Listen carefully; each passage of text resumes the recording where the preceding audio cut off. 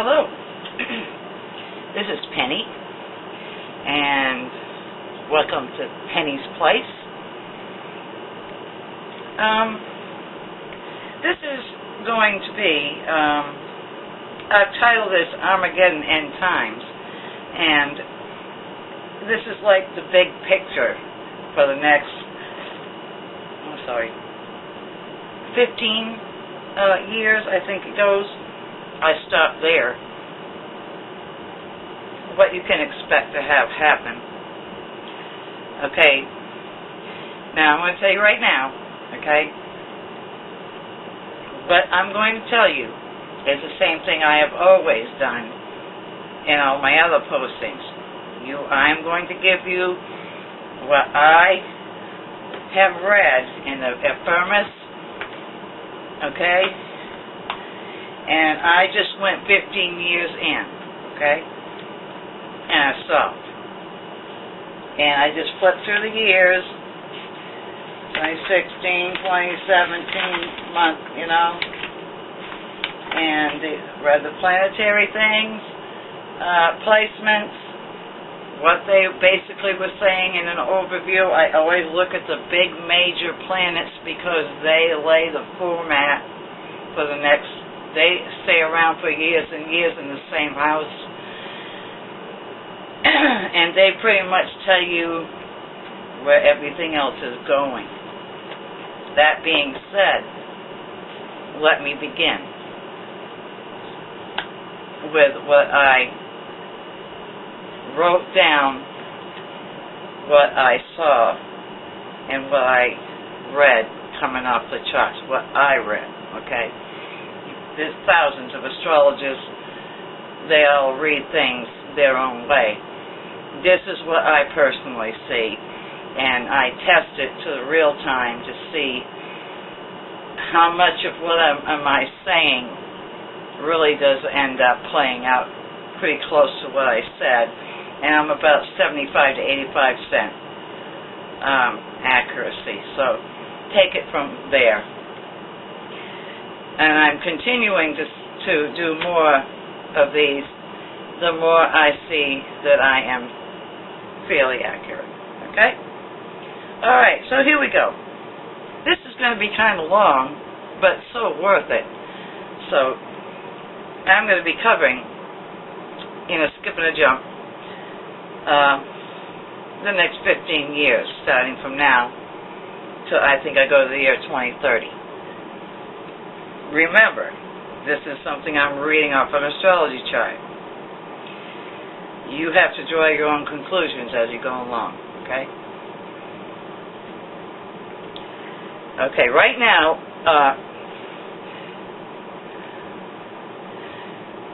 I'm looking at individual groups of people. And Scorpios have been held back, shut down, and left behind, while everyone else moved freely around the world. And in the past few months, some Scorpios got so pent up and frustrated that they managed at least one short distance trip getaway for a few days or a few weeks when Saturn was 0 degrees retrograde in their sign. Well, do what you must, Scorpio. But the holdup was for a good reason, as God has been trying desperately to get your attention to what's going on and what's important and what you need to know. Keep in mind, this is about end times. And throughout these discussions, so now, Scorpios, you are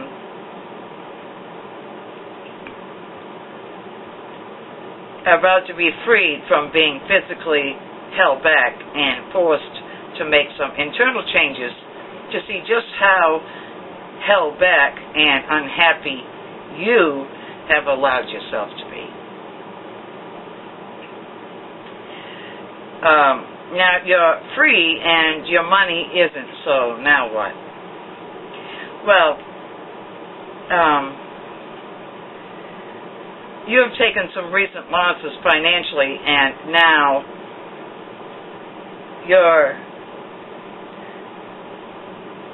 you're confronting whether to invest in your current home or move to a smaller, cheaper, cleaner, healthier home where repairs are not necessary and not your problem. This is a decision that you will decide over a slow and gradual space of time, like 2 years, Scorpio. Okay.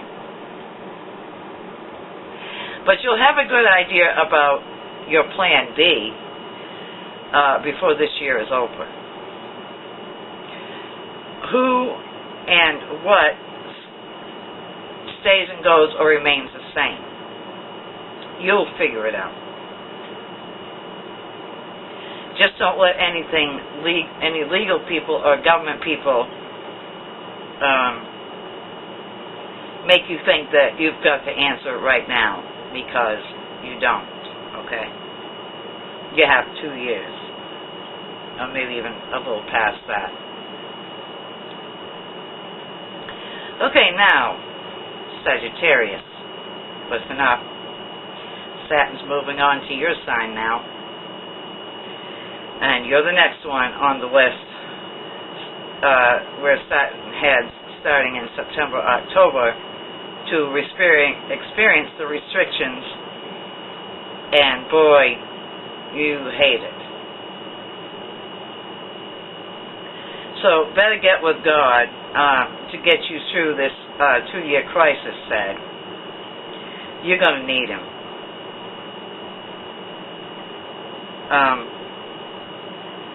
But as with Scorpio, there's a point and a purpose to this, Sagittarius. And as Scorpio will tell you with a smile, you really won't wind up missing out on anything in the next 2 years anyway. You'll just sit back and let your money collect interest while watching everybody else throw their money to the wind. So, what does this all have to do with end times, you ask? Preparation, my dears, preparation. Okay. Now, first, let me tell you that the 2-year preparation process has been going on since 1996. Okay, 2 years per sign that Saturn visits. Okay. And it started in 1996. This whole cycle of preparation began in 1996 when Saturn first visited Aries. This was the starting point of what God calls the harvest. Many people since 1996 have been held back, called home, or moved forward. Everybody thought the year 2000 was the big heads-up year, but Aries and Taurus knew before that. And those Aries and Taurus born between 1986 and 1996 are beginning to realize that they are the leaders chosen of the new millennium, next generation to come.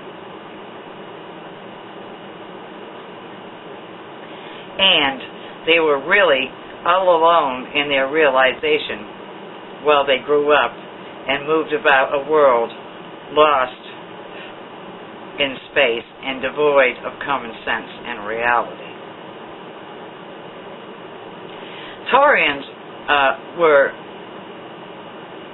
quite relieved to see Geminis finally forced to quiet down and settle down and get their scattered thoughts in order in 2003 to 2005. And Cancer by 2006 and 2007 was more than ready to settle down and listen to what God had to say. And then by 2008 and 2009, Leo had to step down from his center stage and get down to some serious business and learn to give meaningful lectures and speeches instead of entertaining what they think people want to hear and see. While physical restraints were tough, this only proved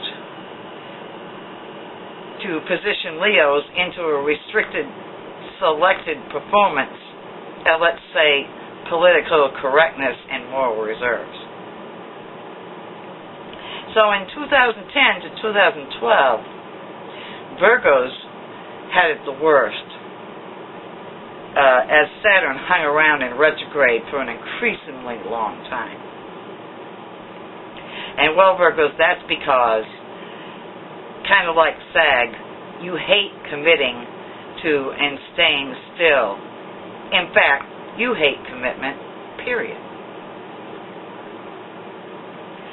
And being limited and restricted only served to teach some of you devious Virgos how to look like you're being good when you're really being very bad in secret.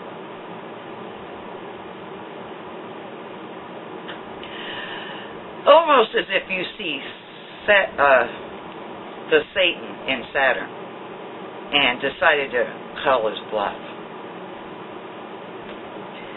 And then lastly, 2012 to 2013 was Libra, who Saturn didn't have to spend much time with because Libra knows all about the rules and already is next door neighbor to Scorpio and Gar. Libra looks back over his shoulder at the pathetic Virgos and shrugs his shoulders and says, yeah, I remember being like that. But I know what I'm doing now, and sooner or later, Saturn's going to get off my back and move on. And so, Scorpios, Saturn has just finished up with pointing out how you've been self-sabotaging yourself while you point your finger at God, who is now pointing his finger at you and saying, God only helps those who help themselves, Scorpio.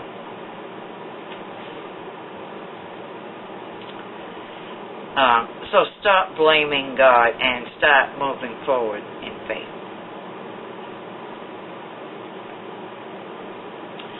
Now, Saturn has only 4 more signs to go through, which is Sagittarius, Capricorn, Aquarius, and Pisces, before he returns to Aries, which is everyone's first house, and this will happen by 2026. However,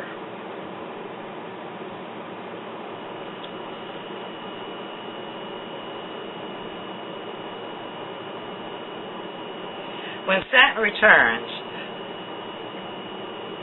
who has now become Satan in disguise because he finds Neptune, the dreamer and liar and deceiver, sitting at the entrance gate of Aries when he returns this time. Enough of this truth and rules bullshit, Saturn says. I'm taking over this time. And now, Saturn, that you've traveled around the entire zodiac, when you stopped by in Pisces on your way to Aries back in 1996, I was already conjunct to Aries and planted my first seed of deception there, says Neptune. And so when I see you coming to Pisces this time around, you will see see, all the institutions, churches, government, hospitals, and schools have all been corrupted with lies, deception, and addiction, dear Saturn. And you will bump right smack into me in 2026. And by then, everyone will have believed the lie. And there you sit, Saturn, in your government throne with no choice but to become ruler over a world full of lies and deceit. Ha, ha, ha.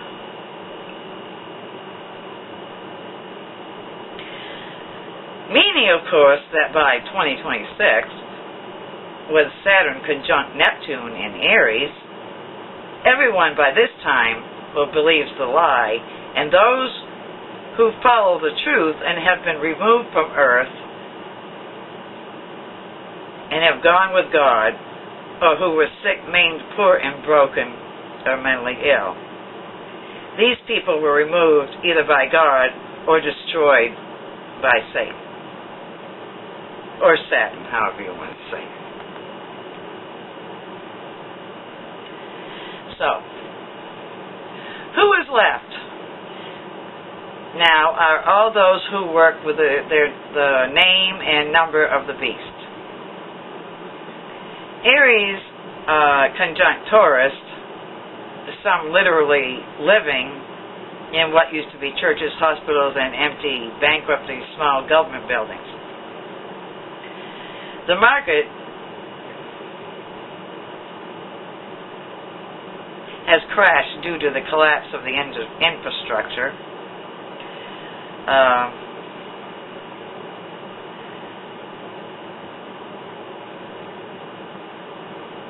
Undrinkable water and almost complete loss of wildlife. Everyone who had money at some point during the tribulation either went into government-issued underground residence or built their own preparation for a 2-year life cycle underground. The middle-class working people were left above ground because Pluto is all about the rich and powerful and the underworld, which trains the first house and fourth Cancer of America and the 8th house of secrets, meaning that they're down where the sewer and the rodents and death underground. Leaving the other people, the middle-class working people, suffering from exposure and finding above-ground shelters in the hospitals, prisons, schools, and churches. This underground existence will last approximately 2 to 2.5 years after the tribulation, the Armegeddon, whatever you want to call it. And then those underground after 2 to 2.5 years will resurface and begin to rebuild in the beginning with trade,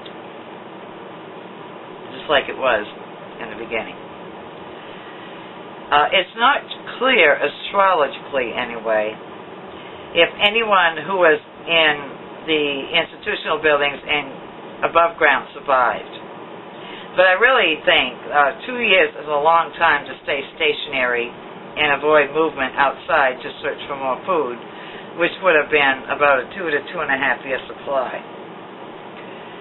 I kind of think the outlook for those above ground is dim, but not impossible. A secret few may have made it. Anyway, I'm looking at the year 2028 when resurfacing starts. Okay. And then by 2030 they start to rebuild the economy, and this is where the stamp on the right hand and the forehead comes in, as mentioned in the scriptures. And everybody works for the government to help repair the economy. And those who are caught hiding, hoarding, or not working are killed. The newly established government is very nervous and untrusting at this point and very, very vulnerable to attack.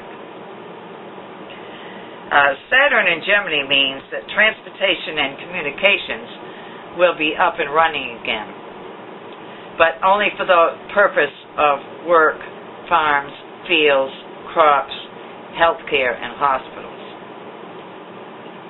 There's no room for allowance for pleasure travel and transportation, and leaving your vicinity will not be allowed at that point in time. At least not yet.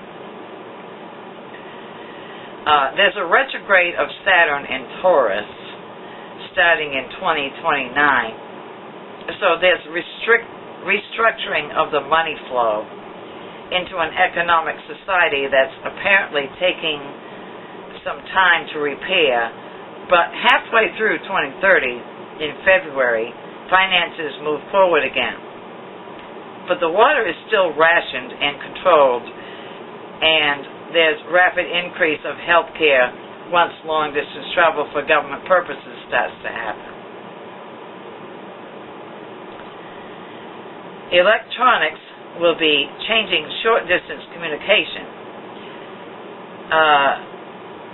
So maybe to prevent the spread of sickness, people are going to communicate through devices, electronic devices when they're talking to each other. Things in this area really get going by mid-May 2030. This is also when the first place of employment to rebuild communications really takes off and opens its doors. And then in June of 2030, the government takes over and begins regulating all aspects of communications, restricting to short-distance phone use, and allows cars, bicycles, and motorcycles to travel short distance only.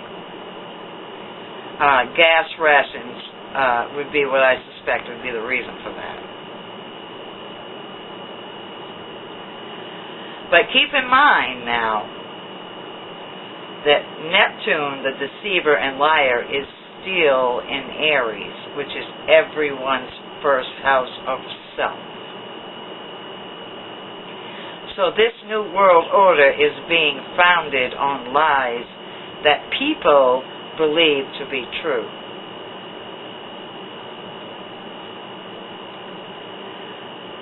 With the Sun in Aries in the last half of March 2030 and halfway into April, this would be when everyone who was in hiding in any of the institutional buildings above ground are discovered and immediately lied to about housing, death, and penalties. They are told that if you are not able to work, then you must give us what money and property you have and come with us, or remain on your own and figure it out. But they were given communication and transportation tools. At this time also, people start discovering their loved ones in communications. So, I'm going to start right here and say that this is the breakdown of events from 2015 to 2030. That is where everything will stand astrologically in the next 15 years to come. Now, because this is a perfect description of tribulation in scriptures, I would advise any true believers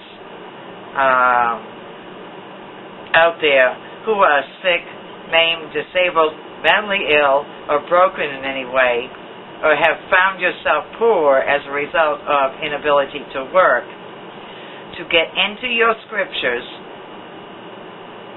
talk to God on a one-on-one, and if it is possible, to medically repair what is damaged and holding you back from working to do everything you can to be healed. Pray, have hands laid on you, seek medical help, spiritual healing, remain hopeful and positive in outlook. Remember that miracles happen every day and that God has a lot of wealthy people who love to send money to those in need.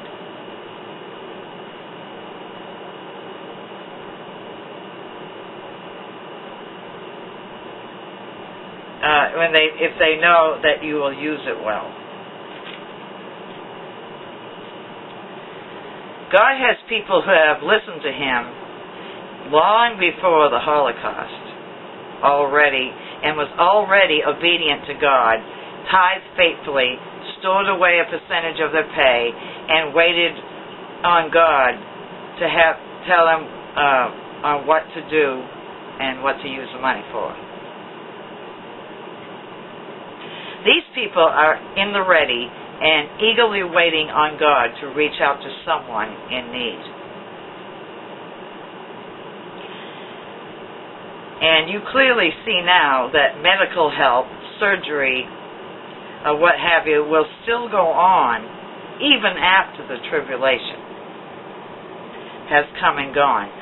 So there's always faith, hope, and charity everywhere you go, every minute of every day. Regardless of how cold and brutal the world treats you, just know that God's power is everlasting and nothing is impossible to Him. Just be aware that in these end times, God does not want you to suffer or be left behind in trying times. He prefers to bring as many as will come home to Him into everlasting peace. So, goodbye, God bless, and try not to worry. Everything works out according to God. Perfect plan anyway. So read your scriptures. Tithe. Save your money in the bank. Wait on God. Watch the news. Use your search tools on the internet for any questions you have. And stay in touch with your loved ones. Share the good news and keep the faith. I will run my monthly forecast through January 2016, as I already have pre-recorded all of them for 2015 during the summer of 2014 when I was sick with MRSA. So you'll have that little stepping stone each month from me. As long as you're all about goodness and kindness and long-suffering to heal, you'll be just fine. Please don't grieve back into existence what or who has outlived its usefulness and purpose in your life. Work on lightening your burden to prepare for your journey home. Take care. I'll see you next time. Bye-bye.